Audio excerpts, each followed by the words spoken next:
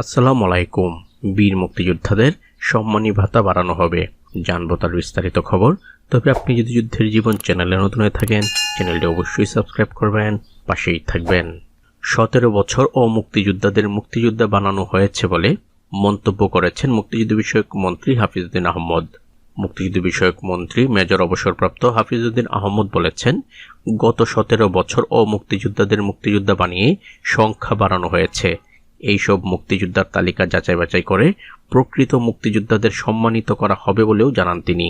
হাফিজউদ্দিন আহমদ আরও বলেন, দেশের যেসব স্থানে 71-এ মুখোমুখি যুদ্ধ হয়েছে সেসব স্থান সংরক্ষণের কোনো ব্যবস্থা নেয়নি আওয়ামী লীগ।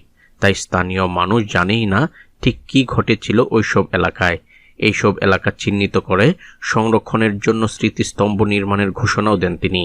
বুধবার 4 মার্চ রাজধানীর মগবাজার এলাকায় মুক্তিযুদ্ধ কাউন্সিল আয়োজিত ইফতার মাহফিলে প্রধান অতিথির বক্তব্যে তিনি এসব কথা বলেন।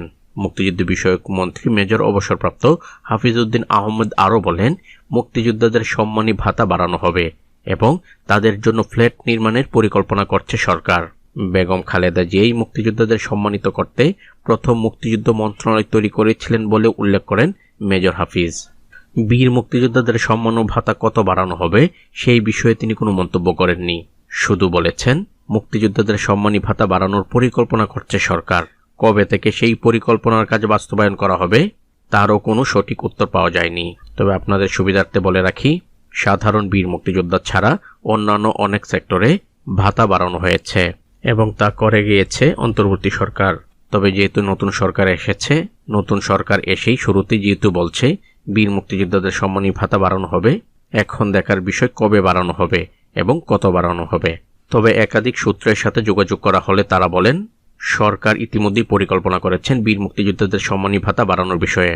তাদের জন্য ফ্ল্যাট নির্মাণেরও পরিকল্পনা চলছে, তবে তা কার্যকর হওয়ার কথা রয়েছে আসছে সংসদ অধিবেশনের পর থেকে। আগামী 12 মার্চ ত্রয়োদশ জাতীয় সংসদের প্রথম অধিবেশন আহ্বান করেছেন রাষ্ট্রপতি মোহাম্মদ শাহাবুদ্দিন। ওই দিন বেলা 11টায় সংসদের বৈঠক শুরু হবে। সংবিধানের 72 অনুচ্ছেদ 1 দফায় প্রদত্ত ক্ষমতা বলে রাষ্ট্রপতি এই অধিবেশন আহ্বান করেছেন। সাধারণত জাতীয় সংসদের প্রথম অধিবেশন দীর্ঘ হয়। সেই জাতীয় সংসদ অধিবেশনের পর থেকেই জানা যাবে বীর মুক্তিযোদ্ধাদের সম্মানী ভাতা কবে থেকে বৃদ্ধি হচ্ছে এবং কত বৃদ্ধি হচ্ছে।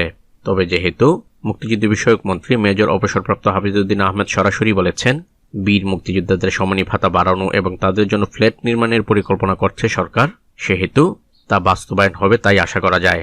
বীর মুক্তিযোদ্ধাদের সম্মানী ভাতা বিষয়ে আরও কোনো নতুন আপডেট এলে সাথে সাথে আমি আপনাদের এই চ্যানেলের মাধ্যমেই জানিয়ে দেব।